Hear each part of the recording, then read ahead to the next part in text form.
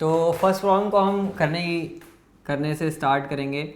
यहाँ पर हमारा एक चार्ज 1 माइक्रोकूलम का रखा हुआ है।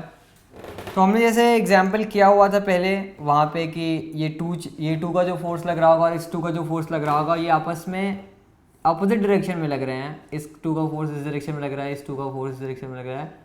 तो ये दो फोर्सेस एक दूसरे को कैंसिल आउट कर रहे होंगे।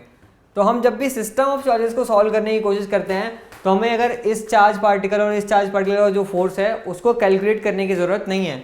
हम सिंपली देख सकते हैं कि ये और ये एक दूसरे को कैंसिल आउट कर रहे होंगे, तो हम इसके और इसके रिजल्टेंट के जो है फोर्स को कैलकुलेट कर सकते हैं। अब हमने देखा कि ये 10 का जो फोर्स है वो इस डायरेक्शन में फोर्स लगा रहा होगा ए की साइड, और ये सी की साइड इस चार्ज पार्टिकल को ढकेल रहा होगा। तो हम ये देख सकते हैं कि 5 का नेट रिजल्टेंट, 5 मिली कूलम्स का नेट रिजल्टेंट जो है वो ए की तरफ फोर्स लगा रहा है। तो हमें पूरी कैलकुलेशन करने की ज़रूरत नहीं है, बल्कि हम F को सीधा लिख सकते हैं। F equals to K that is 9 into 10⁻9 into 5 millicoulomb, 5 into 10⁻³ into 1 into 10⁻³ divide by centimetre में है तो हम उसका यूनिट्स का ध्यान रखेंगे। 5√2 इंटू 10⁻² का स्क्वायर। 5√2 स्क्वायर है, इसका डायगोनल 10 का डायगोनल 10√2 और फिर उसका हाफ डिवाइड बाई 2।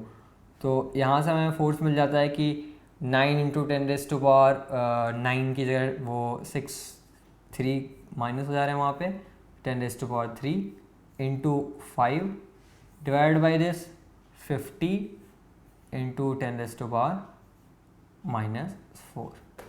सो हमें यहाँ से 5 कैंसिल हुआ, 10 मिल गया, और net force equals to 9 into 10⁻6 newtons. तो इस तरीके से जब भी हम सिस्टम ऑफ चार्जेस को हैंडल कर रहे हैं तो हमें हर एक चार्ज के इंडिविजुअल जाने से पहले हम उन चार्जेस को देख लेते हैं जिनके सेम डायरेक्शन में या अपोजिट डायरेक्शन में फोर्सेस लग रहे हों।